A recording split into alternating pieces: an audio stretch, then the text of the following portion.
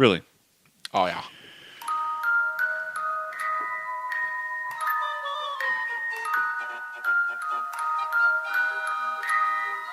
Fakakta Comedy Funhouse Network.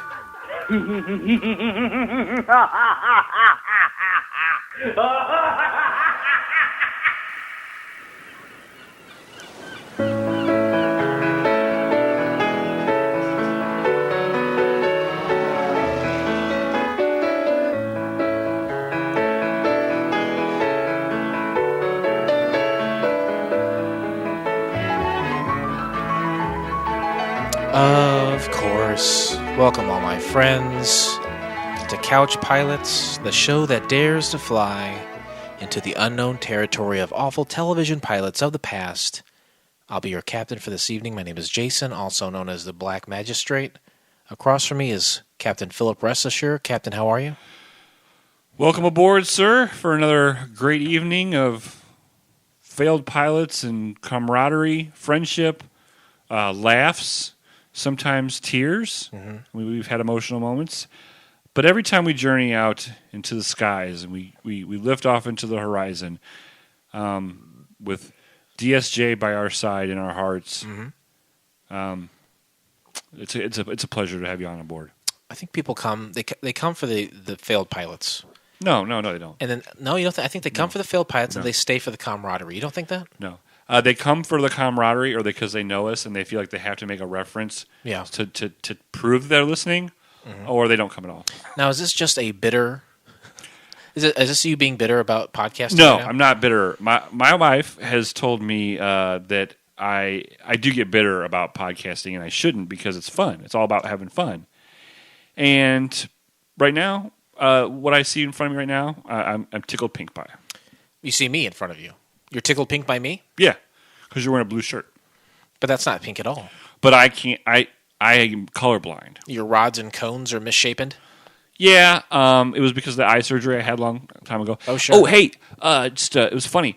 Remember a few episodes back I told you about getting the metal in my eye and having it drilled out, right? Yeah, it's disgusting. You're a disgusting person. I took my 85-year-old grandma to the eye doctor last week. And look who's got metal in her eye. She had eye surgery. She had the pressure relieved from her cataracts. Now that's got to mean they drilled a hole or something, right? It was worse than that. Oh, no. So they take her in her room, and they freeze her eyeball. I don't know how they did it because I didn't go in. Oh, my God. But they freeze her eyeball. She comes out, just the look of horror in her eyes and defeat. And after it's happened. Just the freezing of the eye. It's just the freezing of the eye. She's walking around with a frozen eyeball? Yeah. Oh, my. What is this? They put because it's like an assembly line. Put her back out in the waiting room. What? Put her back out in the waiting room for 20 minutes. Then they take her in a different room. This time she wants me to go with her. Going with her, it's got a, we walk in, it's got 2 refrigerators and a sign that says, lasers can kill you or make you sterile. And they have a chair in the middle of this room, white room, with a super high beam light. Plop this 85-year-old lady in it who has a frozen eye. Tip her back, dab some more stuff on her eye, and so the doctor will be in a few minutes. 15 minutes later, and there's a little, the little tray next to the little metal tray with all the tools. Yeah, it has 2 tools. It has a huge needle and this huge pick thing. Where did you go? This sounds like a nightmare. Gailey Eye Clinic. Why would they leave those things out? Like you're serving. They're not leaving them out. They're going to use them. I know, but why would you leave it exposed? Do you want it like a pot roast? You have it covered with a big. No, tin? You got to be ready for the doctor to come in any second. So they put her back, okay, and I'm sitting there with her. She can't see me because I'm over by the door. She's looking into this glowing light of God. Her heaven, and the doctor comes in, sits down, wheels up next to her, yanks her back a little bit, pops her head back a little bit, and starts picking at this cataract to relieve pressure, to pull the tissue out. Oh my God! To relieve the pressure, and she says, "Ow!" And he says, "Now, Virginia, I'm barely even touching you. Fuck you, dude. You are scraping my eyeball and pulling the muscle out of the way." tissue out of the way to relieve pressure. I'll say ow if I want to. I'm 85 fucking years old. All I could picture is your grandma coming out of that first room. Oh, just walking like a with zombie, her walker, like with a frozen eyeball, trying to make her way to a chair, and then sitting, waiting patiently to be called upon. And she was just with crying. An eyeball frozen in her head. After about 5 minutes, she was just crying. Oh my God, that sounds terrible. And the reason why I think it hurt her when they finally had the procedure done is because they made her wait so long in between. Her eyeball thawed out. Right, exactly. The pain medicine probably went away. I'm sorry. This is so horrific. It is. If I don't laugh, I'm gonna commit suicide. So right then now. She's just got this pool of blood at the Oh, bottom of her what? eyeball. He's like, it's going to bleed a little bit. Come on back in tomorrow. We'll check you out. I've never bled from my eyeball before. Supposedly you don't bleed that much from your eyeball. God. Well, I don't think there's a lot of blood in your right. eye. There's not a lot of blood, so you don't bleed that much. But obviously he had penetrated the veins and stuff that are in there. Jesus, that is just. You know what? 85 years old, I'd say, fuck it. I can't see. I'm not going through that. Fuck it. Frozen eyeball. Mm-hmm. I didn't think that was the thing. That is one of the scariest things I've ever heard. I have experienced a lot of it with this lady, and that was one of the freakiest things. I just felt bad for her. And then they're like, "Well, your glasses are so dirty, Virginia. How can you see?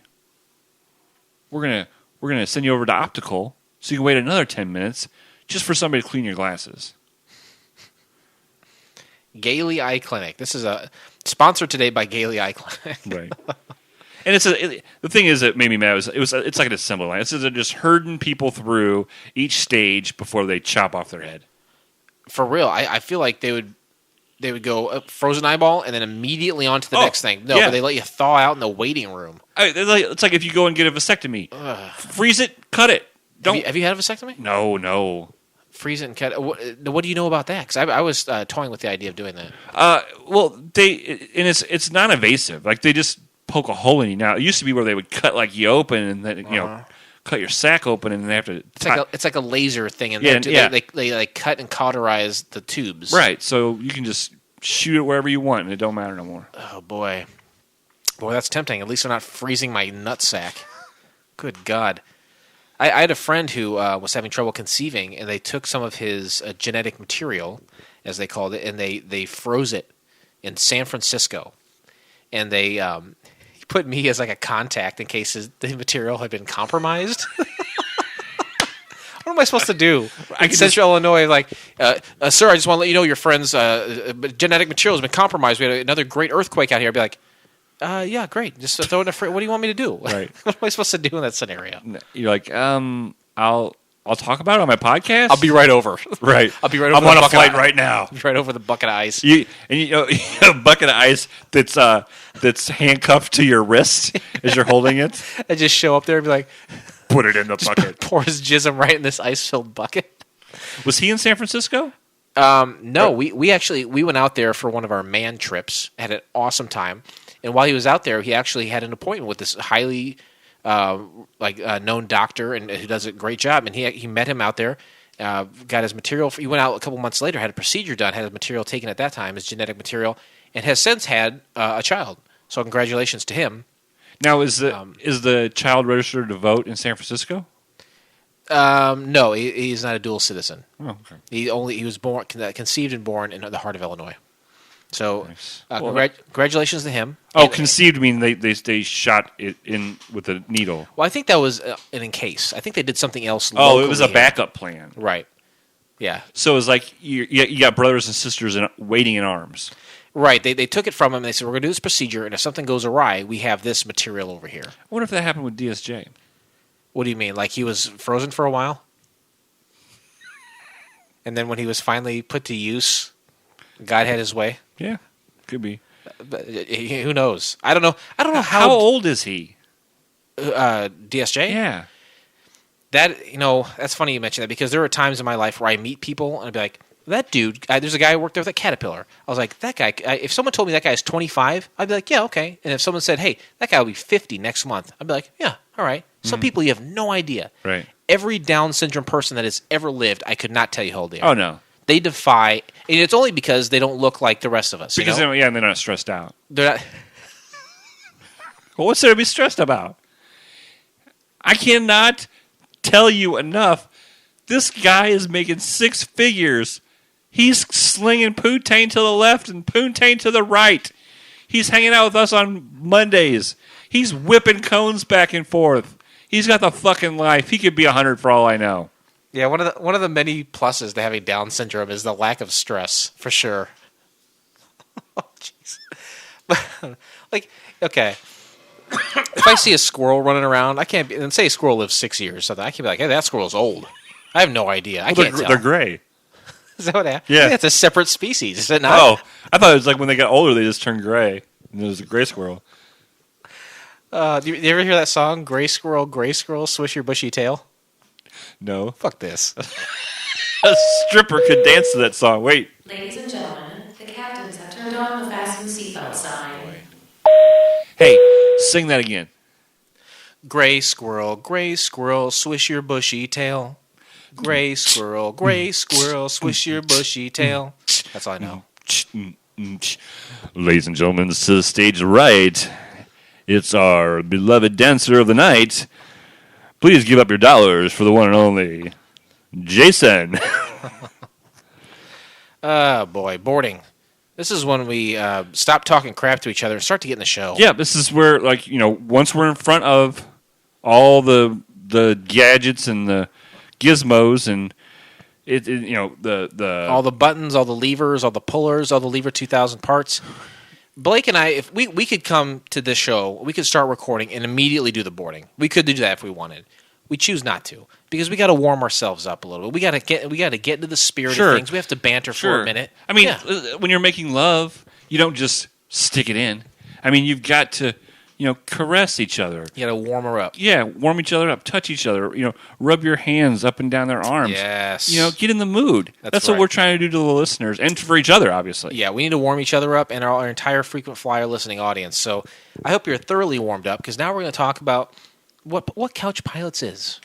Yeah, if you've never listened to this show, what are you guys? What is your ultimate goal? Well, here at Couch Pilots, Blake and I, we love television. We love everything about it. We love the warm glow of the tubes. We love the ever so low buzzing sound it makes for 5 seconds after it's been powered down. We love the free programming we receive over the digital airwaves and the expensive sports packages from our local cable provider. If it's associated with television, you can bet your bottom dollar that we indulge. But what happens when we've consumed everything possible? What happens when there's no more content to absorb? I don't want internet videos. Don't show me no Facebook posts. I want production value. So what do? We search out television shows that have tried their darndest to make it work, but pancaked right on their face into oblivion, and then we gather it all up and we present it to you, our frequent flyers. Yep, we get you comfortable in a seat. Yeah, and we have you put your e-brakes, earbuds. That's what I meant to say. Ear brakes. Ear brakes. You pump the prime. Brakes. Pump the prime. And we feed you information. We feed you an atmosphere. That's right. This isn't. Most podcasts are like, "Hey guys, what's going on, man? Yeah, today I was fucking my wife. Did you see that new Star Wars movie? It's fucking great." No, we don't do it. We don't do it. We could do that. We are like French chefs. Very much so. We take pride, and we're not just putting a McDonald's cheeseburger on your plate. No, we eat snails. Yeah. Well, we're also, you know, we're giving you a platter with some sauce, kind of ziggy zaggy. Oh, I love sauce. And some meat and some asparagus. Yeah. It's just Mwah. we're not kissing each other. Well, speak for yourself. Anyway, we bring it to you the right way. We make love to you, basically. Yeah, we make love to your ear holes. So what are we listening to today? We there have been so many movies over the year that have been inspired by television, or that have inspired television versions. And by inspired, I mean try to squeeze more money from. Yeah. Anything successful in movies, TV, you milk it. Let's keep it going. Happy what Days. Can we do? Happy Days. Happy Days turned... Jody Loves Chachi. Mork and Mindy Yeah. was a spinoff of... Golden Girls. No, Mork and Mindy was a spinoff of Happy Days. I thought Blanche laid that egg and Mort came out of it. God, you don't rip on my girls. There's only one still alive. Today we watch, from the year of our Lord, 1995, Clerks. Clerks. You remember that show? The movie? Yeah. Did you ever watch Clerks? A long time ago. No, you don't remember much. Kevin Smith For sure. wrote it. Mm-hmm. I know I've heard interviews of him talking about putting it together. Oh, yeah. Jay and Silent Bob? Yeah. You got to be a stoner to enjoy it? Is that kind of the premise? I think the appeal of the Clerks movie was that, hey, it's in black and white. I mean, we did black and white 50 years ago. We don't need to do that anymore. It's in black and white. It was a no-budget movie. Sure. The budget is non-existent. They're playing like hockey on the roof at one point with a ball and some sticks. This is stuff they pull out of their garage, you know? There's no money here.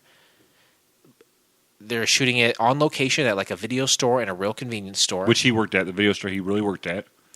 And I think this is the kind of movie where if you know about it and you're hip to it, it's a cool thing. It's a cool, like, I feel like I'm really seeing a day in the life of these guys. Because there's no big explosions, there's no over-the-top. No CGI. Right, there's no spy scenes no or car crashes. And yeah. blood, gore. This is just a show.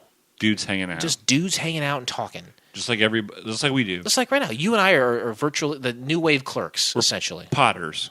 Yeah, Potters. Harry Potters. Hey, I shaved mine, but... I shaved my Potter before I came over. Always do. Keeping it clean, 2016.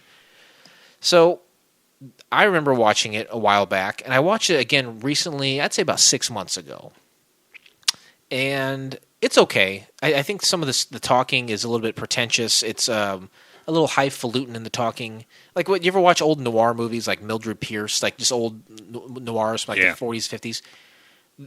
The speak in that, the language is so quick, and it's so quick-witted, and they speak fast, and they come back at each other, and it's like, it's fairly unrealistic. The tempo. Yeah, and that's how I felt Clerks was a little bit. They use these $10 words, and it's just very... I mean, it was interesting, and it was entertaining, but I don't think it's as good as a lot of people remember. It's one of those things where... It was one of those movies where it got a cult following, so then more people... Oh, yeah, I love that because my buddy loves it. Mm-hmm. My buddy's buddy loves it. Yeah. We all the group of friends I hang out with love it, so I love it.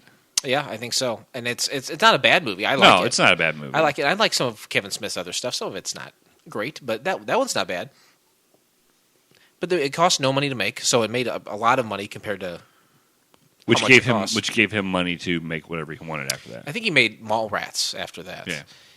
But at the time, whoever had the rights to this were probably like, you know what, this could be a sitcom. You get a bunch of slackers hanging out. Let's make a sitcom out of this. We don't have to think anything up. Yeah, it's all laid out for us. We can just take the characters. It's like, here, turn them into PG versions of themselves. I'll give you my paper. Here, yeah. Perfect. Thanks. This is great paper. Because you're going to know everything that needs to be said. Yeah, perfect. 1995, pretty good year. It's a good year for the Roses. Now, what does that mean? How old were you in 1995? I was 20 years old. Great age. Great age. You still don't have to have complete responsibility, but you still legally adult. Legally adult. Yep. You can't drink yet. No, you're right on that kind of limbo period. You could probably get in trouble with the law, and it's not going to be that big of a deal. Yeah. You could probably get away with some space raping, but... Definitely. It was I was living on my own, drinking, betting women. Nice. At 20, were you really betting a lot of women? Well, yeah. I was moved out. I moved out the day after I graduated from high school. So at this time, I had already been living on my own for a year. Wow, incredible. My whole 20s was filled with just long relationships. Oh, that's nice. I think that they always say that the grass is greener on the other side. So I don't know. I wasn't sleeping with a ton of women. I had just a couple long monogamous relationships. Well, that's good. I guess. I don't know. It's all a waste. Your sperm or just time? I wasted all that sperm. I could have had an army of children. I was 14. Oh. So very impressionable age. Definitely. Formative years. You're about ready to like get into high school almost. Right? Yeah, I think in high school at that point. Yeah, I was probably a freshman in high school. Yeah, you're going from class to class. I go from one class and then I leave that class and I go to the next class. Right. Girls' breasts are starting to get larger, Yes. which definitely affects your decision-making skills and your thought process. Yeah, they just like a cataract in an 85-year-old woman's eyes, breasts cloud 14-year-old man's vision. And you're probably starting to just start obsess about getting a license. Like when I get my license. Yeah, I'd be like, I'm going to rule this town. Your sister's already wrecked 2 cars. No, she's younger than you. She's younger than me. Oh. She's thinking, I can't wait to wreck 2 cars. Damn it, I was so proud of myself that I remembered something that you said. It's okay. I don't even remember your name half the time. Your last name, I have to write it down to remember. Rest assured. There it is. 1995.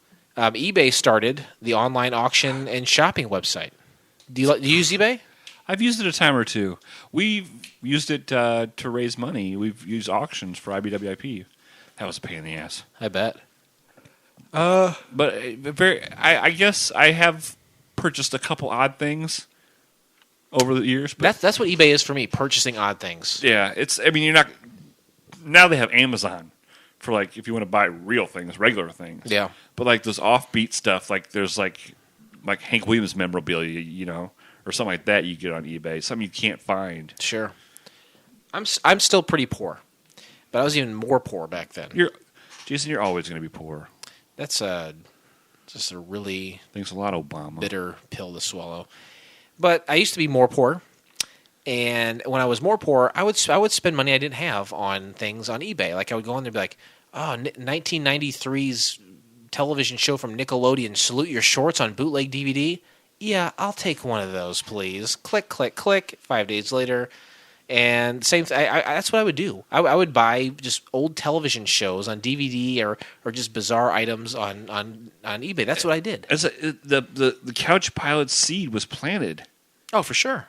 Amazing. And I didn't. I was doing that in 2002, 2003. I think I was living out of the house at that point. 2003. I didn't even know you then. Maybe yeah. In 2002 to 2005, I was doing that. So I don't think I was aware of eBay until about 2001 ish. So 6 or 7 years it's been going, and I didn't know about it. Did you know about it? I don't think so. DVD. It was I think it was just for Beanie Babies back then. It's just a horrible auction site for Beanie Babies. That sounds awful. DVD, the optical disc storage media format, is announced in '95. When they noticed laser discs were going to fail. So we got to do something better than this. People don't want to get up in the middle of their movie and flip over a big LP-shaped laser disc. You nailed it right there. That's exactly right. DVDs, I don't think really even came into prominence until about 2001. Yeah, because I was working at a video store at that time, and we had a lot of VHS still. Oh yeah, and we had there was DVDs in there, but 95 announced. I didn't know that way back then. Be kind, rewind. Oh, I would appreciate it. Rewind those DVDs. Films such as Jumanji, Die Hard with a Vengeance, and Braveheart were out. You know what? I've liked that you've added this. It really has. It puts things in perspective. Yeah, it does. It does very much so. Jumanji. I think they're doing a remake of Jumanji with The Rock. That's stupid. That's stupid. I hope this is what I hope. I hope it's a shot-for-shot remake of the Robin Williams version of Jumanji, and The Rock is doing his goddamn best to emulate for everything Robin Williams did. Why don't they just get Robin Williams to do it? The reboot of Jumanji? I'm yeah. talking about? I mean, who else better to do it? I mean, it'd be a lot easier. People would be associated with the character. You know, it would be a good transformation from story A to story B. Yeah, no, I totally agree. I will. Wow, I hate to. I've done this a couple times. It does not get easier. Robin Williams passed away a couple of years ago. A couple of years ago? Really? Yeah. I need to start watching the news or something. Is that on TMZ or something? It was a TMZ exclusive. It was only TMZ that reported it, and only them that discussed it after the fact. That's crazy. I didn't know that. Otherwise, no. You know what? Now, God, I feel stupid. He was driving a car really fast and hit a tree, and that's how he died. But no, that's Paul Walker. Oh, did you? God, oh my! Sometimes did you not know Paul Walker died either? Paul Walker From the Fast and Furious movies? From Fast and what? Oh, the bald guy. No, okay. This is like the Bob Dylan thing all over again. Yeah, it is just like Bob Dylan. No, the Bob Dylan thing happened last time. I don't remember last time. All right. I can't even remember your last name most of the time. I got to write it down. Just rest assured. Let me write that down here. Supergrass. You remember that band? They're pretty good. Deep Blue Something. Yes. Remember that? I feel like we're both about ready to sing it. Weezer, Smashing Pumpkins, Rage Against the Machine, Blues Traveler. Wow. All popular music. You know what? This is when I started buying music. Again, this is my formative years. I like that music. That is stuff that I remember and I like. I don't know about you. You might have been a few years earlier. See, Motley Crue, Poison. Yeah, I was. Yeah. That's what you like? Yeah. Well, there's a 6-year age difference. Yeah. It is. It's all about that time. Deep Blue Something. What's the first? What's the first CD? Is it a CD that you bought, or did you buy a cassette? Oh, I bought a record. The first. Okay, Piece of music. The first. I'll give you the first two. The first 45 I ever bought was Corey Hart's "I Wear My Sunglasses." Pretty good song. On vinyl. You saw him live, right? Yep. The first tape I ever bought at Northwoods Mall was Styx, Mr. Roboto. Nice. Not a bad. Bizarre album. Concept album. Bizarre song. Pretty awesome. My daughter likes that song, by the way. Oddly enough, the first... I'm sorry. You need to get her that CD. I may have that at home. Yes, because there's a song at the end of side 2. Oh, I don't know if I have that exact... Okay. It's a love song. Yeah. And it's really good. I know. Oh, okay. Great. I'm trying to think of the name. Sounds great. It's one of those things where I can't tell you the name of it unless I sing. Oh, that'd really help for our listeners. But I know the whole song. The first cassette I ever got, I think, which is the first piece of music I ever owned, was Vanilla Ice to the Extreme. A Rock Mike Like a Vandal. For sure. And that was, again, at the Northwoods Mall. I can't remember. You had Sam Goody in one corner. You had Musicland in the other corner. I can't remember which one I got it. And then the first CD I ever got was Green Day's Dookie. I think the first CD I got was Garth Brooks' No Fences. I'm sorry to hear that. That's when I was just getting into my country phase. Yeah, and you're still in it, right? Not the same kind. Okay. Well, and then finally, Michael Jordan returns to the NBA after what many called the Great Experiment. Baseball. Yeah. Baseball has been better, good. I cannot believe.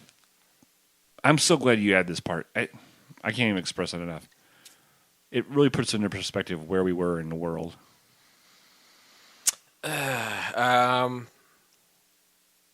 We choose this show not for no uncertain reasons. No, there are very certain reasons why we choose this show. Three reasons and a phantom. And a handsome. A handsome phantom. The handsome phantom is that it's from the 90s. Three concrete pillars of what Couch Pilots was built upon. Absolutely. It was a pilot that never went to series. Yep. Got choked out after the first episode. Absolutely. It was free, and it was readily available. Yep. Which is I know that's the official way you like it to be said, readily available. Sure, I'll take that. Because I usually say we found it, and you right after I say we could find it, you could say it was readily available. I like to put a fine point on it or like emphasize it. I'm not trying to correct anything. Oh no, you just like fancier words than I know. I just like to put you in your place. That's all I like to do. Okay, Lucy. Lucy? Oh, who's that, from Peanuts or I Love Lucy? Where can you find the pilot episode of Clerks? You can find the entire episode by subscribing to Couch Pilots on iTunes or your favorite podcast app of choice, and then click on one of our classically blue links in our show notes. Or if you have to, go to YouTube and search Clerks Pilot. But you should totally go. You should do it through your podcast app. Subscribe week after week. We give you all the freshest links, all the freshest episodes. There's nowhere else to go. We're not going to do you wrong. We're going to get you in the right place the safe way. Absolutely. It's not going to YouPorn's not going to pop up and xhamster.com. Yeah, all the porn sites that Blake frequents will not pop up. Flight attendants, prepare for takeoff, please. Hold on, buddy. Hold on tight. It's a little windy today. Sun is rising in the east. Setting in the west. Right. Summary of the pilot. Another day in the life of Dante and Randall from Kevin Smith's indie film. Yeah, I guess. Looks nothing like them. It's just that summary is like left open. Yeah, that could have been anything. It's like the person wrote it, started to write it, and then fell asleep. Had 3 beers and just out. Hey, I'm on my 3rd beer. Ironic. And I'm yawning. The guy who plays Dante in this show versus the guy who played Dante in the film. You don't remember the characters that well in the film, I assume. Not really that well, but no. He has his cadence pretty well. Actually, the guy who played Dante, I think, acts more like the Randall character in, like, just with the way he speaks. They captured something. That actor got something from because he watched the movie over and over again until he got maybe the cadence so, down. yeah, for sure. But he did capture something. I will definitely give him that. And that may be all I give him. Interesting facts. Here's not a ton, but some good information. Oh, I would think there would be a plethora. There, 1, 2, 3, 4, 5, 6, 7. I've got 8. Okay, 8 facts. That's pretty good. For considering we usually get 3 or 4. Yeah. So these facts. It's good to see you didn't didn't just cash out. Cash out. And that's pretty tough to go back-to-back episodes after we. How far did we get in that? 40 minutes. 40 minutes. Yeah, that's tough. That's tough. And here we are, 5 hours later. I think I handled it pretty well. You did, absolutely. And you're not now. No, I'm all right. You just don't care now. Do you care about putting out quality audio for our listeners? No, absolutely not. I'm all about quantity. Okay. Let's pump this shit out. Some dumbass out there is downloading and listening. That's as long as that guy is active, then I'm good. Thanks, dumbass guy. Or girl. We don't want to be sexist. It might be a dumbass bitch out there. I don't know. Interesting facts. These facts, this is the name of the segment. That's all it is. And we present you with facts that we've uncovered. We've unearthed these facts about Clerks, the pilot episode of the TV show. Now, there was a Clerks cartoon, which I heard wasn't bad. I think it had a lot of people from the original movie involved voicing it. Right. And I heard it was actually it was pretty decent. I never saw it. I don't really care to see it. I would watch it if it was on Netflix or something. Why not? Sure. But this is completely separate. This is a live action version of the show. And here are some facts about it. Now, It's probably going to be pretty interesting facts. And that's not for us to say. Bro. Before we start, that's fine. That's fine. Let's get it out now. Do you have any more you want to get out before we continue? I'm sorry. It's okay. Oh, it's all right. It's late. It is late. I know it's late. I know you're weary. I'm a little weary. I know your plans don't include me. This might be a song that I'm unfamiliar with. So here we are. Both of us lonely. Is this In Excess? Longing for shelter. I need you tonight. He killed himself. By accident. Autoerotic asphyxiation. He should have put a lemon in his mouth. That solves everything. My grandma used to say that all the time. About autoerotic asphyxiation? You and your grandmother talk about the heightened orgasms due to lack of oxygen? She'd say, Blake, put a lemon in your mouth. For what? Just everyday life. Like I'd fall down and like I'd skin my cheek or something. Your grandmother's awful. Can you imagine that frozen eyeball woman put a lemon in her mouth every day? You know what that citric acid would do to your teeth? It would eat away your... Yeah, exactly. You did have a lemon in your mouth every day.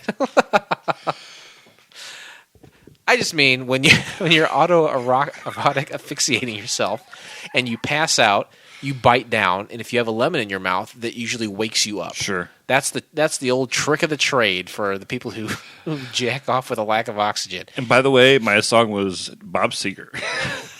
I didn't know Bob Seger wrote songs about jacking off. Maybe. He's pretty good. Get that Silver Bullet band. He'd back him up. He'll circle jerk each other. Silver bullet. That's another word for sperm. Oh, yeah? Yep. Mother of pole bullet. The old Silver Bullet. Silver Surfer. That's how he was produced.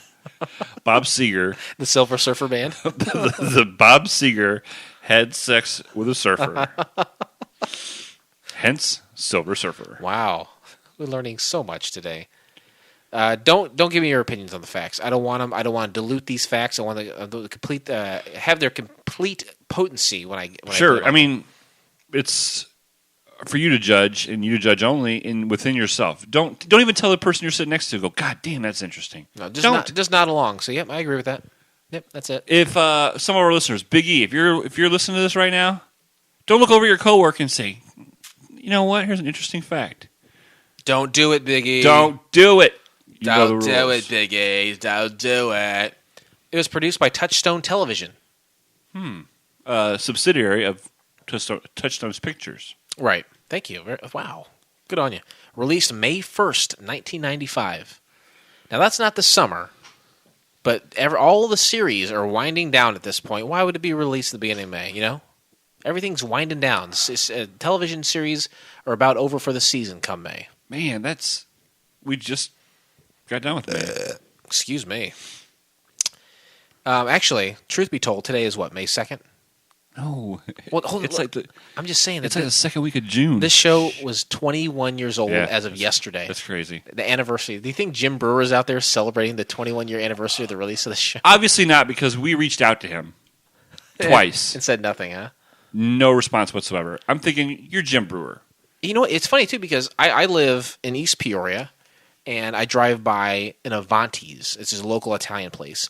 And it's a local Italian place that does so well, they built their own inflatable dome where they have car shows and flea markets and softball tournaments and soccer tournaments. And on occasion, they will have a comedian come out or a concert. And who's been there a couple times? Jim Breuer. Yeah. He comes right into our backyard, and he's got the unmitigated gall not to return our emails and texts saying, hey, buddy, we're talking about one of your shows. Why don't you give us a couple minutes of your time? Nah, can't do it. Do you not take pride in it? Goat Boy's a little too busy. Yeah. you get a Mason Reese's? Fuck. I mean, hey, I don't hate him, but hey, I mean, I do. Jim Breuer, I hate you. Spend 5 minutes with some fucking old fuckers trying to do a podcast. Well, speak for yourself. He's older than both of us combined. Jim Breuer, hashtag Jim Breuer, I hate you. Stars, most notably in my book, Kerry Russell, who you'd know from the TV series The Americans, which I heard is actually pretty good. I've never seen it. You know what that's about? That's a show on FX. The Soviet spies. Yes. Felicity, the titular Felicity, Mission Impossible 3, and Dawn of the Planet of the Apes. This girl is hot shit. Now, is this the Dante's girlfriend, or is this the the ice cream guy? Okay, yeah, she is hot. That's Kerry Russell. My God, the one that worked at the tanning booth. Talking about a Meta World milk boner. Holy God, this will affect my score. Also stars Jim Breuer, again, known from SNL and Goat Boy. And you know what? I love SNL. When Lorne Michaels gets out his big industrial stamp and stamps it on the forehead of one of his cast members, I trust that he knows what he's doing, and that person along the way somewhere is going to make me laugh. And what a misfire with Jim Breuer. If the best thing he ever did was be Goat Boy and look around like he was stoned all the time. Do you think it was because of his energy or he had stupid physical comedy? Yes, stupid physical stoner energy is what he had. He'd always look around like, and his hair would flop around and it's like, all right, Jim. I'm sure in there somewhere he's capable, but SNL did not give him the platform he needed. Again, because I think he did. Where Are They Now? MTV Goat Boy, right? Is what he did, right? He was the host of a Where Are You Now thing. Right. Just a real low point in SNL history. Sorry, Jim. Should have got back to us. The only other actor worth mentioning in my book is Rick Gomez. This is the ice cream guy. Okay. Rick is was on one of my all-time favorite television shows that holds up to this very day, The Adventures of Pete and Pete. Did you ever watch that show? No, I never saw it. It holds up today. It is one of my favorite shows of all time. Very well done. He played a villain, which I love when kids shows have villains. He played Endless Mike Hellstrom. Oh, Endless Mike Hellstrom. And his name was Endless Mike. What the fuck does that even mean? I love it. I love Pete and Pete. I want to do a Pete and Pete podcast. I'm not joking. I love that show, and he was a great part of it. And I was so happy to see that he was on. Do you have $20? Yeah. Let's do a Pete and Pete podcast. All right, fair enough. We have plenty of time. We surely do. A couple of guys from the original film, the last names Anderson and O'Halloran, they both auditioned for the role for the TV show of Dante Hicks, as Anderson's part of Randall Graves from the film had already been filled by future SNL performer Jim Breuer. But after seeing the results, Smith said that it was terrible, Kevin Smith, and O'Halloran and Anderson both said that they were glad they didn't get the part. I don't know. Are they just saying they're glad they didn't get it because they didn't get it? I'm sure they would have liked to have been involved. Yeah. That's why a not? paycheck. Sure. Who cares? And who really has seen this over the years? I don't know. Me and you. 20,000 people, maybe?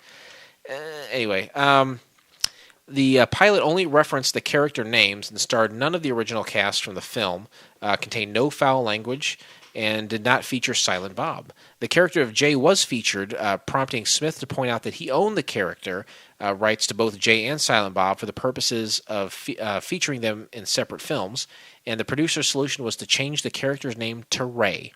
And this is the character who would try to steal stuff. Right. Kevin Smith was unaware of the production of the series until casting was underway. Smith had been in production with Mallrats at the time and attempted to become involved in the series, but became disheartened quickly as an episode he had written for the series was shot down. He would later use that script that he wrote for this one for an episode of Clerks, the animated series. How is it possible that the guy who invented Clerks... You sell that stuff. Kevin Smith was some fat dude living in a basement somewhere who wrote a pretty decent script, threw it together, and then said, "Hey, will someone buy this from me, please?" And someone did. And when they bought it from him, they said, "Okay, I have all the rights to this." So I don't think he owned anything, but somehow he managed to hold on to the rights of Jay and Silent Bob. I don't know how he did that, but God bless him. Sure. Anyway, this is a half hour. Let's get into it. Okay. You ready? Yeah. Right at the beginning, you got a title card. Touchstone Television Clerks presentator, or what does it say? I can't even read mine already. Not for air. TRT, which I think it was total running time, 22 minutes 14 seconds, and this said May 31st, 95. But we just said it was May 1st, 95. Yeah, I think that they probably originally were going to air it in May 31st, but they said, "Screw it, let's just get it out there." Yeah. Opens up on as like or was a a stock, typo. Could have been a typo. Could have been a typo. Some bimbo secretary who Jesus. chopped. So, when you want me to put on this? The first, okay. Wow. Is that how bimbos chew gum? Chew gum and type. I was chewing gum and typing. You're a great Foley artist. Thanks. Outdoor stock shot of a strip mall, crappy strip mall. Rock music playing, grungy rock music. Yeah, they go into the convenience store. Rose Market. That's right. Rose Market. And what was next door? Video store, I think, right? Oh, I wrote it down, I thought. I don't know. Well, the first thing, this is exactly what I want to see when the show starts. Hot Carrie Russell standing there. 21-year-old Carrie Russell, suntan to the core, and they're kind of having a conversation about cancer, about why are you suntanning all the time? You're going to get cancer. She's like, no, it comes from lotion. It comes from the lotion. And then Jim Breuer puts the lotion on his skin. And thus Goat Boy was born. Right. And they pretended he was melting, and he kind of said, "You guys are weird," and Carrie Russell left. Yeah. Very right off the bat, there's a very Saved by the Bell kind of feel for me. It's so funny you say that. Did you investigate this at all? No, I didn't. That's just the first thing I wrote was Saved by the Bell feel. Someone else that I looked at with the reviews were saying how like Saved by the Bell a lot of these characters. Not just the characters, but a lot of the sets were. It felt very Saved by the Belly. Laugh track right off the bat when Jim Breuer started acting like he was melting. Oh, they loved it. The crowd loved it. They go to the opening, which isn't really it's not really a theme song or anything, just more kind of grungy rock music. Yeah. Kurt Cobain would have rolled over in his grave. Absolutely. Playing football inside the store, just kind of screwing around. Just a bunch of guys goofing around, a bunch of 20-somethings. Dante runs the convenience store. Yep. And, we're just going to take a sub sandwich and just play some football. Yeah. I work over at the video store, but obviously... I don't take it seriously. I don't care about my job. I'm here to have fun. And I can't leave a business unattended. Hey, I'm an ice cream man. That's a fucking worthless job. I'm going to go play and just leave my ice cream It happens unattended all day, apparently. Every time these three characters are together, They're supposed to be at work, but they're hanging out at one of the businesses. Sure. So there's always two, but this would be the perfect place to be robbed. Yeah. Yeah, well, imagine if you got your gas or went to that convenience store every day to pick up like a couple of candy bars or something. You notice that these guys are already there. You'd be casing out the joint saying, I could rob these guys blind. They'd never even know it. They're too busy talking. Too busy talking and yawning because it's so late. One guy comes in and goes, hey, anybody know where the ice cream man is? And he's like, no, I haven't seen him. I haven't seen it. Covers up his logo. Clearly that, you scumbag. You lazy motherfucker. And again, it's this early in the show that I see the guy playing Dante is doing a pretty good interpretation or impression of the people from the film. And I appreciate that. Sure. He's trying to keep authentic to the story. For sure. Dante, his girlfriend Veronica comes in, which there's a Veronica in the movie, and she has that long dark hair, and she's more New York accent in that film. But she comes in dressed similar to the one from the film, and she comes in and says, "Hey, you got to hang out tonight." It's like, "Oh, I forgot to ask the night off. Can't get the night off." So instead, they go next door to the video store that Jim Breuer is running, and he plays the character of Randall.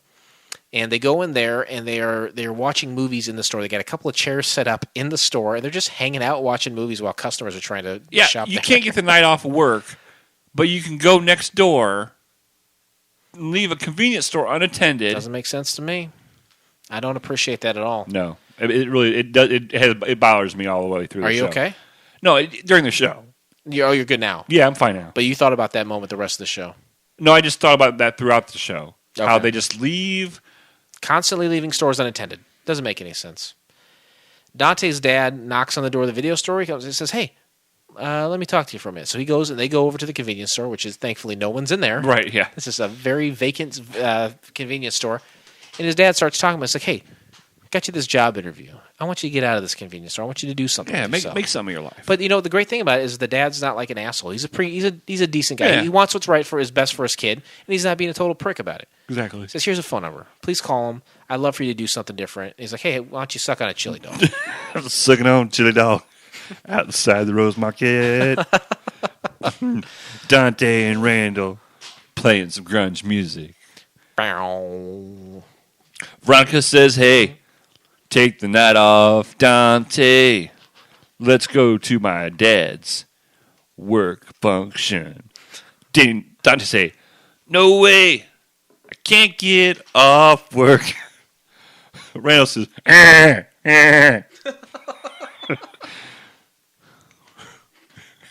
Todd says, "You ain't missing nothing."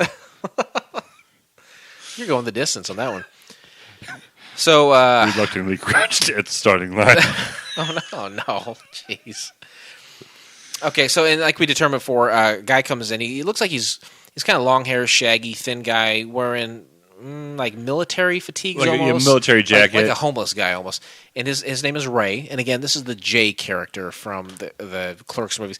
And if you're not familiar with Jay from the Clerks movies, or if the Kevin Smith universe, he's got long blonde hair. He's always smoking weed. He's always kind of freestyle rapping, just saying the dirtiest and nastiest, filthy shit he can say. Just stealing, drug dealing. Yep. He's a local dirtbag. Sure. And Ray is pretty much the same, but he doesn't look like him, and he doesn't really act like him either.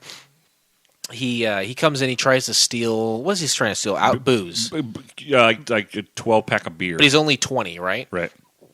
And Dante's like, "Hey, cut that shit out." Yeah, Dante's reading a magazine. He doesn't even look over at the guy. He's like, "Hey, come on. I'm not, what do you think I am, an What do you got in idiot? your coat there, buddy? What do you got there? What do you got in your coat there, buddy? I just want some of his beers. See? His beers." So he gets him out. He says, "Put the beer down. Get the hell out of here." And then a guy comes in who Dante went to school with. He's like, "Hey, Dante, is that you?" And it's a guy he went to school with named Cliff. Yeah, Cliff the Narc.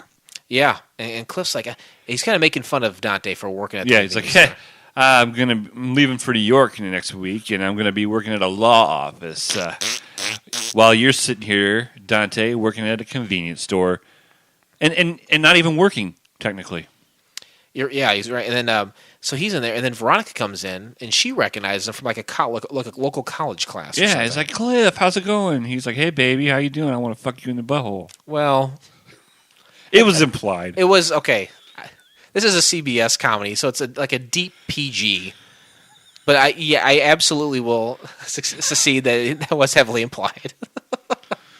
And then he kicks Cliff out for kind of flirting with his girlfriend Sure, right in front of get him. the hell out of here, Cliff. And then Cliff leaves. And he's like, all right, I'll leave. And he kind of ushers him out.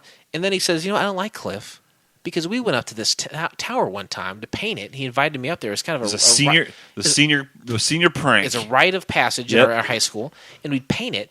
And then when the cops came up, threw me under the bus. Yeah, said he came up to talk me down. Yep, and he got away with it, and I got in trouble. I don't like that guy. He's a real punk. And then Veronica says, "Get your life together." Yeah, and then gets an argument with him. Says, "I don't believe take responsibility for yourself." And then she stomps out of there. And then and it goes to what I would assume would be a commercial. When it comes back, this is a part that really confused me. Dante is outside of the convenience store on like a telephone or something that's attached to a wall. Did you see this? Yeah, I saw that. I don't understand. Like, he wasn't plugged in USB or anything. And he wasn't like trying to get a good signal on his phone or checking the power on it. Sure. He has some big metal phone attached to a wall. It said like phone on the side of it. It said phone on the side and then had like a 25-cent thing on there. I don't know, but this battery's low on this. We need this. Keep talking. Okay. So I didn't know what that was. That was very confusing. If I want to make a phone call, I just dig into my left-hand pocket, I pull out my very outdated iPhone 4, and I make a phone call. I don't go to a wall outside a convenience store and say, hey, Veronica, I'm sorry for all the messages I'm leaving you about the other messages. Get your stuff together, man. You pull out your cell phone. Make that phone call. Anyway, that part really confused me. And then they start... Me too. At this point, they start talking outside. And it says, "Hey, I think I'm going to go ahead and go for that interview. I'm going to talk to my dad, and I'm going to try to get a job at the insurance firm." And Jim Breuer, first of all, wearing a killer flannel, just wearing the greatest flannel I've ever seen. He's like ready for his close up, Mr. DeVille. Close up on the Pearl Jam video. Oh yeah, he could have been on the cover of 10, as far as I'm concerned, or 11. You know what? The follow up 11 even better. Yeah, and Randall Randall is the worst friend to have, but everybody has one of these friends. Everybody has this friend that is just a deadbeat who has no care in the world. I'm sorry, I'm out of breath. And just wants to keep everybody down at his level. You're like, oh, don't be successful, then who am I going to hang out with? You know what I mean? Yeah. Or, hey, don't make something of yourself, because then I won't have anybody to smoke weed with. Yeah, for sure. But they would never smoke weed on this show. No. Because this is a PG show in the mid-'90s. But I was talking about, like, the friend. No, you're absolutely right. I'm just saying this show is so, like... PC. Yeah, just it's such Saved a by the Bell. toast. It is very much Saved by the Bell. But me being a fine connoisseur of flannels could really appreciate the variety that Jim Breuer was rocking. What grade would you give it? I'd give it a Helen Chapel, a number 6. Nice. Absolutely. So Dante sets up the job interview, and Randall's deeply disappointed, like he said. He's that friend who's just trying to keep him down. Jim then says, you know what? Screw this. I'm going to set up a mixer for the strip mall here, because it's run by just a bunch of kids. It makes me so annoyed. Oh, yeah? Well, Thursday night I'm going to have a mixer, and everybody that's working is going to be invited to this mixer. So everyone's going to vacate all of the jobs. This doesn't happen. No. This can't happen. Come on. Dante's like, I can't. Let's have it right here at the convenience store. No, man, can't, because what? I got my interview the next morning. I don't want to be. I don't want to be hungover. Come on, man. No. Screw it. I'll just have it at the video store. Fine then. Do it. So he does. He sets it up, and he's trying to hook up Suntan Girl with Ice Cream Boy, Todd, my favorite, Rick Gomez, which is awesome, by the way. If I was Rick Gomez, they were making out later in the show. Oh my god! But he was just about ready to seal the deal. She's we'll get into that for sure. Thursday night mixer at the video store. More grungy rock music going. All the intros and outros like. Right, and when Randall had decided that he was going to have that in the convenience store right before that scene ended, he did the typical like Jim Breuer kind of like dance and physical comedy. He's like just circling around. He's like, "What do you think of that, Randall?" He's like, "I'll show you what I think of it." He started doing all this like retarded dancing and whipping his head around. Classic Jim Breuer, awful physical comedy. So they're in the video store. The mixer is happening. You got Carrie Russell kind of standing behind the counter, kind of leaning over the counter, talking to the ice cream guy, Todd. They're kind of chatting it up. And she's saying, hey, you're kind of cute. I've always wanted to do it in a tanning booth because she works at a tanning booth place. And he's like, well, and right when he says that, this is the only funny part of the show for me. Randall walks up behind him and smacks him in the back of the head. like this is your chance. Like, get your brain online. Keep yourself together. There's no time to fail here. You are about to score. Yep. That was my favorite part of the whole show. That was too. Yeah, I agree. Because it was timed perfect. It was perfect. I'd like to know how many takes that took. At this point, Dante learns from, because he's at the store. He's working. He's preparing. He's trying to keep his sobriety so he's good for the interview tomorrow. And in walks Ray again, and Ray's trying to steal something else. Like, hey, Ray, what do you got there? A big, huge bag of ice. Yeah, so get that ice out of there. I'm trying. They said that I could come to the party if I brought ice. Cliff is having a big party. Yeah. Cliff is having a big party, and Ray can stand outside and watch the party if he brought ice. And who else is at the party?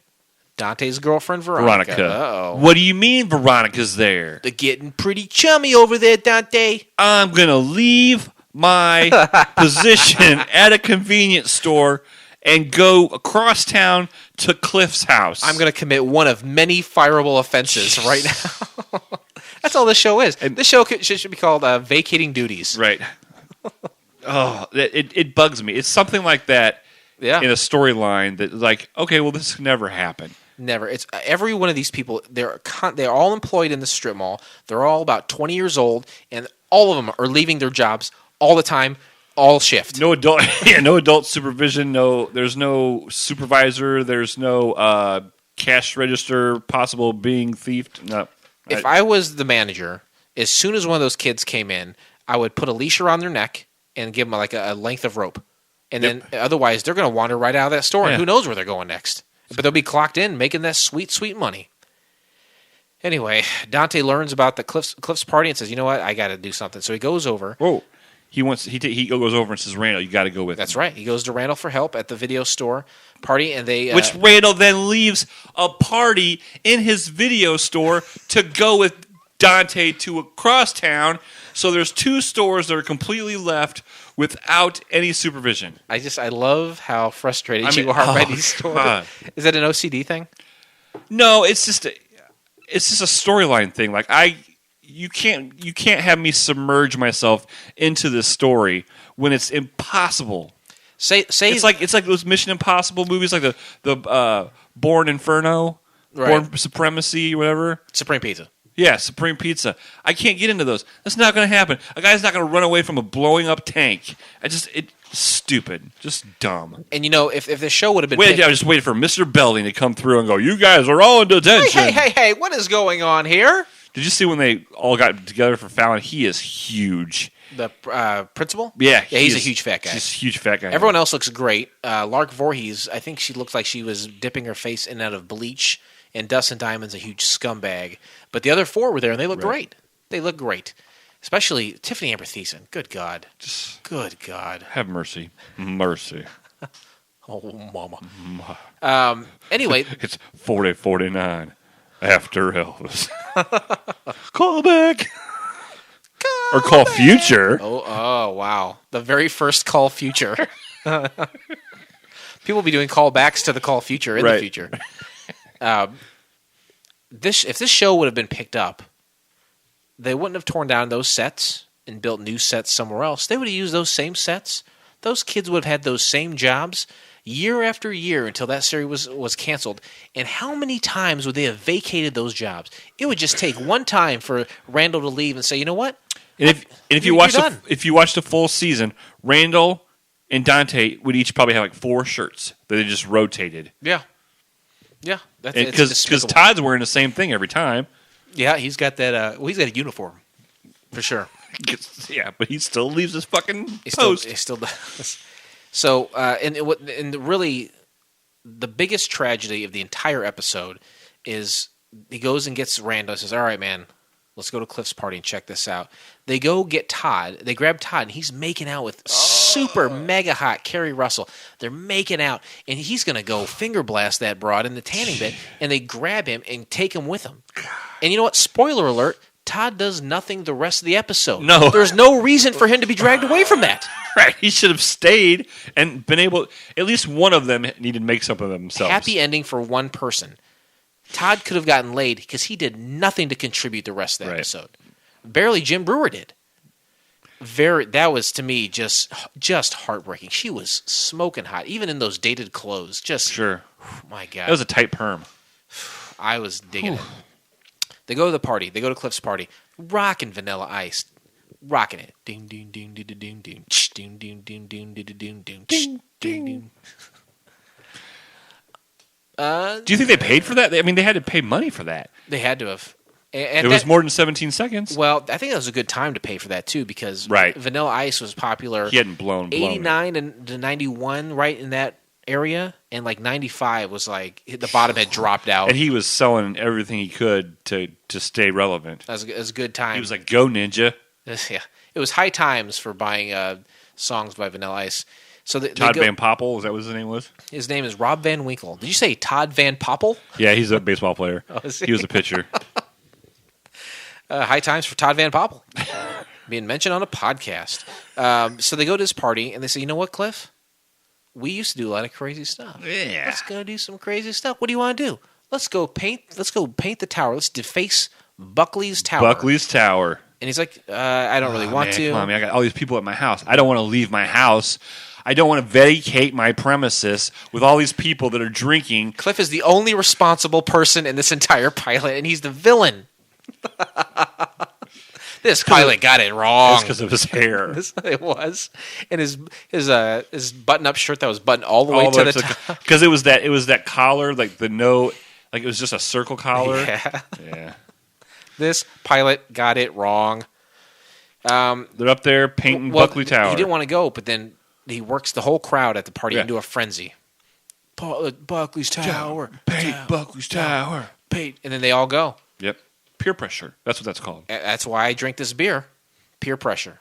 I'm not pressuring you. Please don't make me drink this. Okay. Oh, good. Pour it down my sink like so many other beers you've had. That I personally have had? Yeah. You're always pouring beers down my sink. That's pretty true, I guess. That's what she said. So they get up there. They're painting, and then also, and then Dante's like, yeah, you remember, Cliff? Last time we were up here, you sold me out to the cops. You still remember that, huh? He's like, yeah, Cliff's like, I can't believe you remember that, man. Sorry about that. That's not cool. It was Dante, Cliff, and Veronica. Those are the only three up top there painting. Where's Todd? Where's everyone else? Todd right now is bashing his head up against... He could be knee-deep in poontang. To the left and right of him. Oh, my God. Todd, you're a victim. For sure. So they go up to this tower, you're right, and he reminds him of the time that kind of he left him in the lurch, and then all of a sudden... Oh, man. Cops are here, just like back in high school. Cops say, hey, come on down from there, kids. Don't make me come up there. Cops do come up there. Oh, yeah. Cliff freaks out. It was like Barney Fife came up there. Yeah. The guy was scared of heights. And Cliff tries to escape. And he goes around the water tower. Yeah. He comes back and he's like crying and kind of being weaselly. I'm going to lose my job with the law firm if I get arrested. Come on, Dante, help me out. And Veronica's like... you're right. This guy is a weasel, just like you said he is. But that's not why I'm upset. I'm upset with you for not doing anything with your life. And then the cops come up, and Dante says, "You know what? He was trying to talk me down from the tower." He puts into motion the same thing that happened years ago, but he himself started that chain of events this time. It is very meta, perhaps, or ironic. One of the two. Isn't it ironic? I think a little too ironic. I guess I really do think. And so the cops take him down. Cliff is off the hook, and they're in the back seat. Veronica and Dante are in the back seat of the cop car. Are they going to break up? It seems that way. But Veronica is like, you know what? I'm not done with you. I know you're not. You're a loser. You're going nowhere in your life. You have no money. You never take me on a date. You can't get a night off work. But you know what? I love you. You're a good guy. I love your ass. We got some work to do, and you're a good dude, but I'm going to stick with you. And the cop is moved to tears, and he pulls over and lets them out. Lets them go. And that's the end. Until the credits. Which is, the credits were amusing. Did you watch the credits? No. You did not watch the credits. You were so ready to be done with the HBO. Yeah, I was mad. I was like, oh, what are they going to do? Vacate the credits? The cop pulls over the car, lets them out, and then he himself leaves the car. He vacates the car. Okay, this is what happens in the credits. While they're rolling, the cast, Veronica, Todd, Randall, and Dante, they're all in the video store sitting in the chairs watching a video. The video is of a security camera of the convenience store because when Dante left, when he found out about the party, he left Ray, the kind of the criminal scumbag, he left him in charge. He said, watch the store. And so they're watching video of Ray stealing everything in the store. And it's okay. And it's he's not going to get fired and tomorrow. no one will get fired. There'll be no charges against him. Next Tuesday at 8:30 on CBS. Tune in and watch Ray, and Dante will be back behind the counter. They'll all have their jobs. And that's the end. But it's not the end of the show. But we are going to take a quick break and enjoy this quick promo from one of our favorite shows, Sex with Heather. Everybody will be dancing and we're feeling it right. Everybody. It can be exciting to start new relationships. The ins and outs of getting to know each other, the inside jokes you create, and the frank and honest conversations about anything and everything. I, Heather, am beginning a new relationship with Heather, a Kaluna shrub that grows in Europe and Asia Minor. She's a wildflower with a roaming spirit and a tough exterior. I thought, what better way to get to know my new shrubbery than to discuss the ins and outs of sex? We'll be taking a look at each other and laughing about how funny scrotums look, peppering it with facts and friendship. Sex with Heather will be coming on Wednesdays, only at fcfnetwork.com. Ow!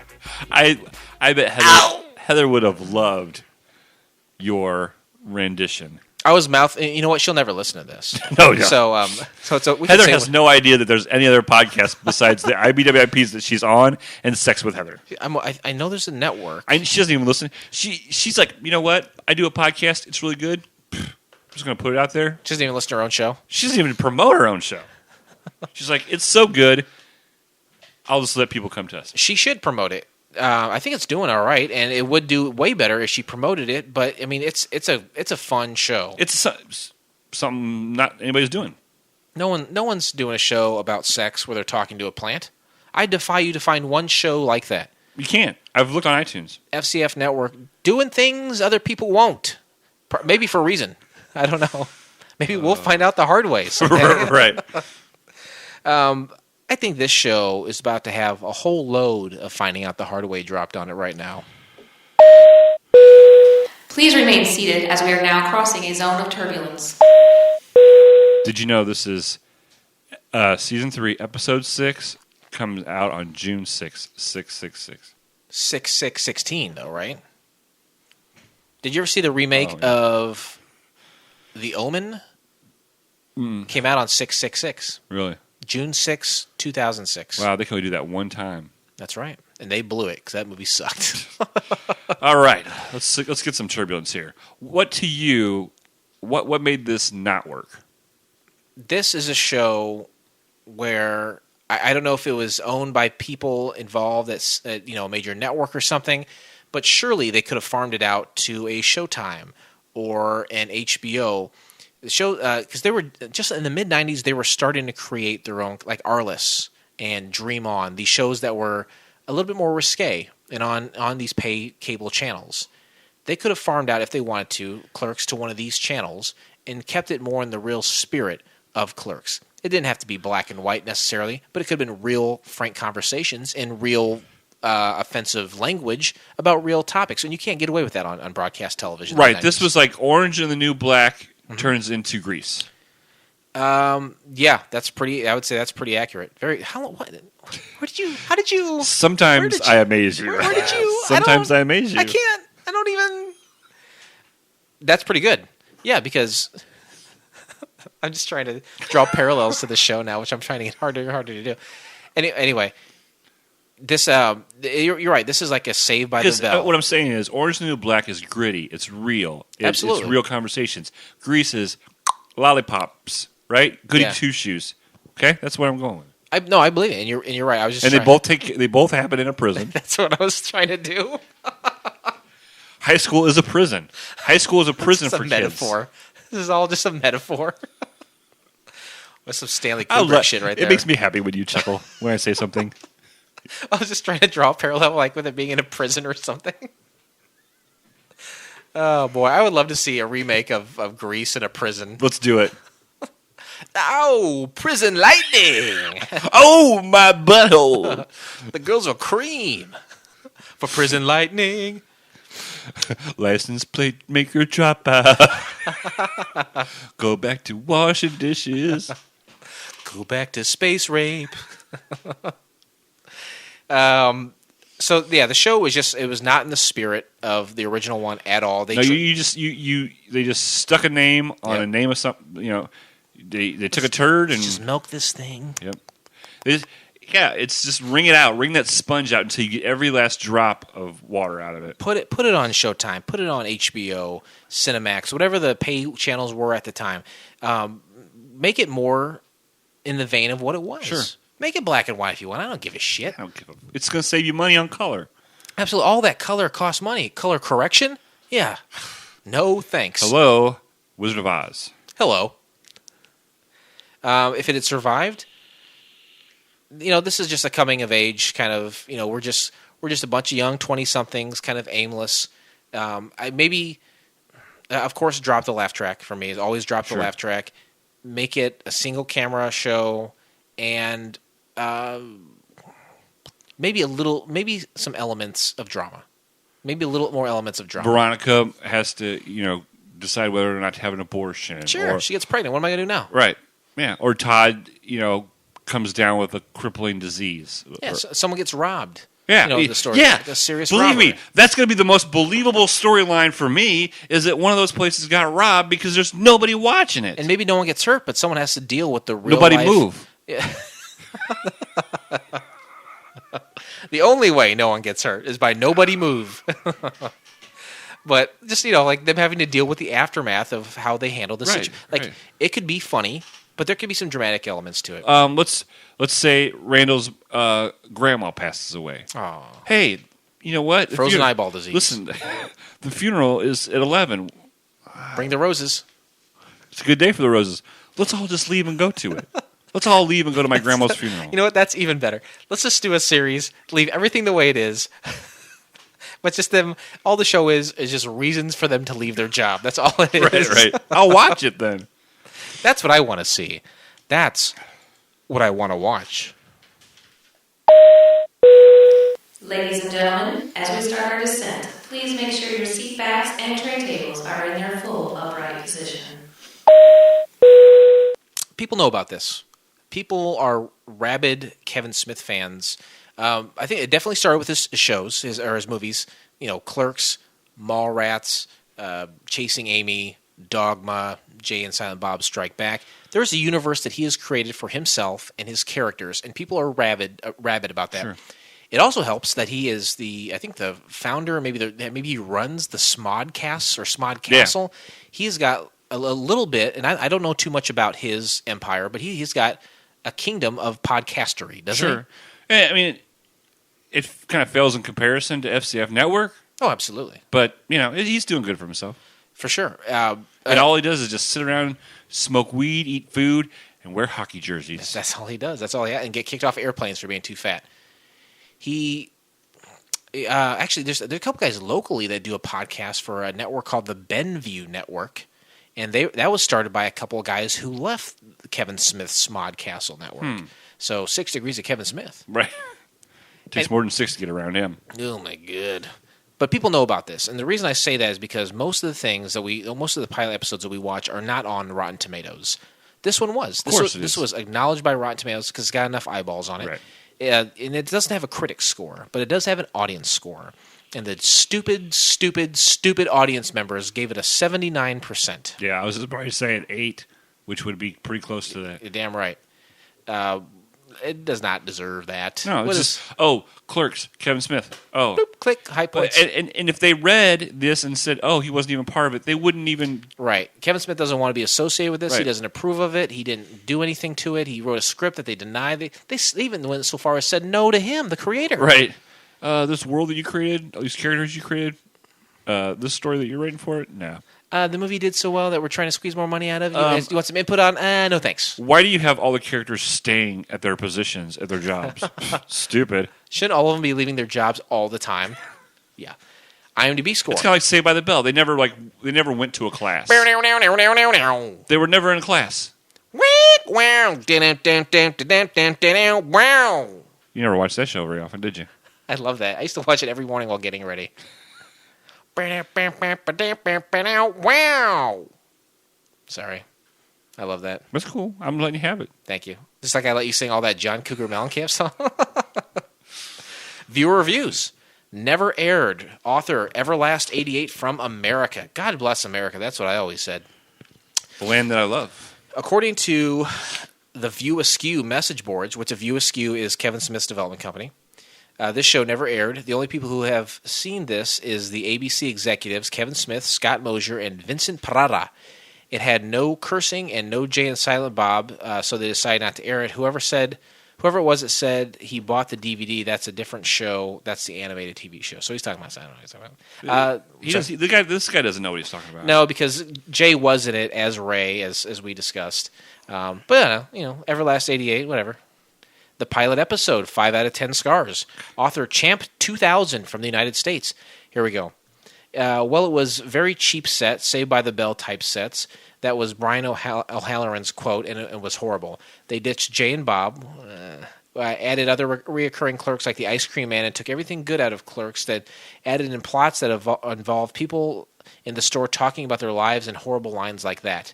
It was awful, and if you're lucky, you can find 3 minutes of footage running around the net somewhere. Well, lucky isn't really the right word, but yeah, Miramax sold the rights to WB. WB sold them out again for a sitcom. The sitcom was made into a pilot that Brian, Jeff, and Marlon tried out for and got rejected. Horrible, horrible stuff. I'll read one more. Let's see here. They obviously didn't know about YouTube when they wrote these.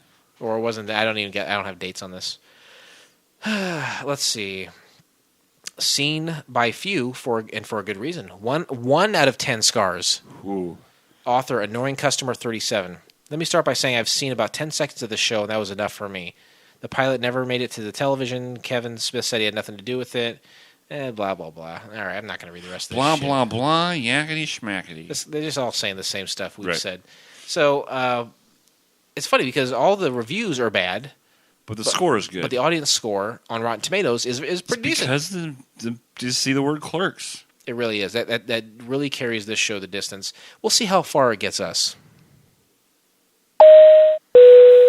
Ladies and gentlemen, welcome to FCF Airport. Local time is 11:11 and the temperature is 69 degrees. For your safety and comfort, please remain seated with your seatbelt fastened until the captains turn off the fasten seatbelt sign.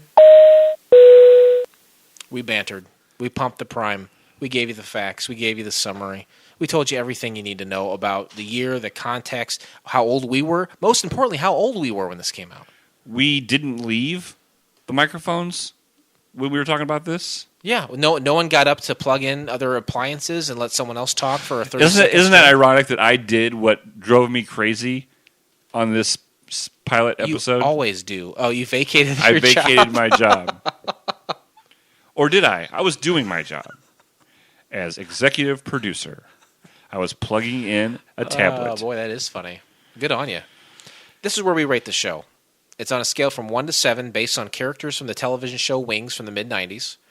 Roy Biggins is the worst. You got number 2, Faye Cochran. 3 gets you an Antonio Scarpacci. And number 4 gets you a Joe Hackett. Number 5 gets you a Lowell Mather. Number 6 gives you a Helen Chappell. And right at the top, the King of Kings himself, Jesus Christ, Brian Hackett, number 7. The best of the best. This is not getting a 7 for me. No, me neither. I didn't hate this. I did not hate this show. It wasn't very good, but I didn't hate it. I will tell you right now, it is getting the Kerry Russell bump. I'm going to have to give this... it's getting a 4. Right down the middle. Okay. No Kerry Russell. It'd be a 3 for sure. Right. I'm giving it a Kerry Russell bump. Okay. But then I'm taking off another point because they vacated. Just that bugged me. It doesn't happen in real life. Now, this is the first time hearing about this. It really bothered you? Yeah. Yes. I'm giving it a Faye. A number 2. Number 2. That's pretty low on the totem pole. Yeah. What did you give? Was it the Crystal Cube? Did you give it a 0? Yeah, I gave it a 0. It was the only 0 ever given. Whew. Okay, so not as bad as the Cube. Not I nearly- say I'll give it a Scarpacci. I'll give it a 3. Give it a 3? I'll give it a 3. I'll give it a 3. Okay, I wasn't A 2 trying- No, 2 is a little harsh. I'll give it a 3. Okay, I wasn't trying to When you grade put you it up. in perspective of the Crystal Cube, I'll give it a 3. So in the future, all I have to look at you and say is cube to move something up. No, because I'll be like Ice Cube. Boom. Yeah, for sure. The Kerry Russell bomb. My God, she was. I really. She really wasn't in it enough. You know what? She was. She's Switch her out with Veronica. The actresses. Yes, Switch yeah. them out. No, it wouldn't work. But I wanted to be eye that candy. ditzy character. Eye candy. Just have her stand in every scene and just yeah. maybe stand still, but then have her on like a rotating platform. A You know lazy what I mean? Susan. Yeah, have her standing on top of a lazy Susan. Oh shit! What was I gonna say? Screw it. Anyway, that's enough about this. Oh no, I know what I was gonna say. Carrie, I was looking up. I was like, and Carrie Russell has been nude in things. Did you know this? No, I did not. She in that show I referenced earlier, the Americans. She was naked in that show, and it's on FX. They show full ass on that show. Really? Looking good. She's probably early 40s right now. I had to hit that fat full ass. That's enough. That's enough out of you. Boy,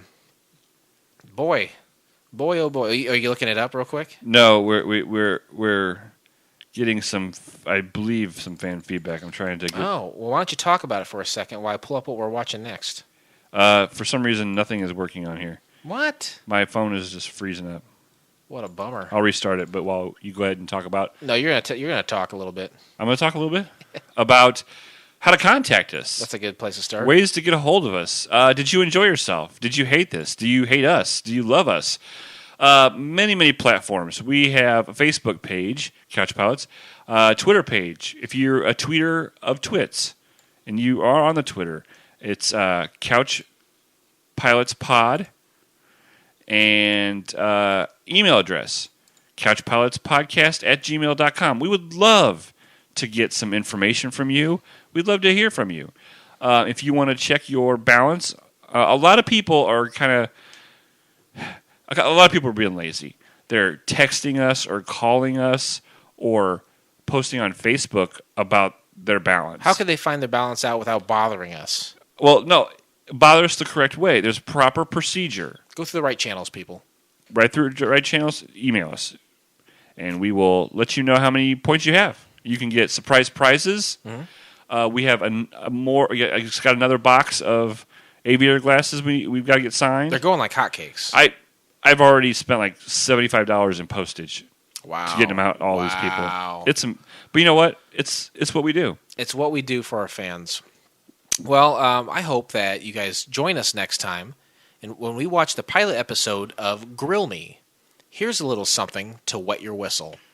A trivia-based quiz show set in a diner and structured like a meal with an appetizer round, an all-you-can-eat round, a main course round, and a dessert round. You can find this entire episode by subscribing to Couch Pilots in iTunes or your favorite podcast app of choice, and then click one of our classically blue links in our show notes, or go to YouTube and just search Grill Me Pilot or Grill Me Game Show. It'll pop right up because that's what it is. It's a game show, kids. I'm kind of excited about this one because I kind of pointed this out to you. Yep. We've never done a game show. We've done one. 2 cartoons, some sci-fi. Done a British show. Did a British show, but I'm excited about a game show. Just 2 minutes ago, we got some fan feedback. Great. Conrad, who, he did give us fan feedback earlier about saying how facts were interesting. Oh, is that him? Yeah. But this time he posted a link to our latest episode. Okay. And it says, my friend Blake Clayton, that's me, has some pretty good podcasts. You should check them out. Couch Pilots is full of interesting facts. Bastard. Rat bastard. So I had to give him 1,000 points because I told everybody today on Facebook that if they shared the link, not just liked it, but shared the link, that they would get 1,000 and you know, points. It's I feel like he's exploited a loophole here by talking about how facts are interesting, but at the same time, we got to give him those points. Now, who is this guy? Do you know this guy? Yeah, he lives in California. He's done 2 of my tattoos. I met him 3 years back when I went out to California to see my buddy Derek and Tawny. Yeah. And he's, obviously he's a fan. Well, God bless him for being a fan. God bless him. But up his butt for telling me facts are interesting. He knows the rules, obviously, and he's taunting us from a distance. Anyway. From a distance. Was that Amy Grant? I don't know. I should know that. Never mind. I'm excited. We're going to have a game show. Grill me. I love to eat. This is going to be the perfect show for me. I'm probably going to give it a 7. I haven't even seen it yet, but I'm going to give it a 7. Black Majesty. Black Magic. I like that one. Black Majesty. Bottle Cap Kid. Yeah. Jason, buddy, you're doing a fabulous job. Thank you so much. You get a lot of information. You spend a lot of time on this, and we really appreciate it. Wow. The listeners and me. Okay, you're speaking for everyone? Oh yeah, I know what they're going to say. Well, that's great. Well, thank you so much for being a part of the show as always. Any last words? Any other praise? Are you going to shoot me? I'm going to Any murder last words? I'm going to space rape you. What would you like on your tombstone? Pepperoni and cheese? Well, if you had something to had something written on your tombstone, what would you want it to say? Honestly. Ironically, he thought he would never die, but here he is. How about you? He tried. He tried? You kind of brought it down there at the end. Well, I don't have a lot of money to spend for a lot of words. Just Let's get a label maker. Oh, those little gun. Remember the little gun things? We had to click it to each letter and then squeeze it. Yeah. You had one of those growing up? Oh yeah. You know why you did? And I did? Because we're both OCD. We wanted to label stuff. Oh yeah. We're crazy. We're crazy people. I remember the first time I ever went to a Container Store. I've never Fucking been to a wet Container dream. store. Oh my god, it was a wet dream. I went to one years and years ago. If I would have had $100, I would have spent it. And it was all like plastic containers and stuff of all different sizes. Last year, me and Molly went to Schaumburg. Sure. And they have a Container Store there. Like at the shops at Woodfield Mall. But it's a lot more high end. You know what I mean? Like high end containers and stuff. High end containers. But this other place, it was just wall to wall containers. I would love it. Wow. Incredible. Incredible. But let's just get done. You're incredible. You're an incredible edible egg. We love you, folks. This pilot may have been rough, but it's always a smooth flight here on Couch Pilots. Thanks, everyone. We'll see you next time. Good night. On behalf of Couch Pilots and the entire crew, we'd like to thank you for joining us on this trip, and we are looking forward to seeing you on board again in the near future. Have a nice day.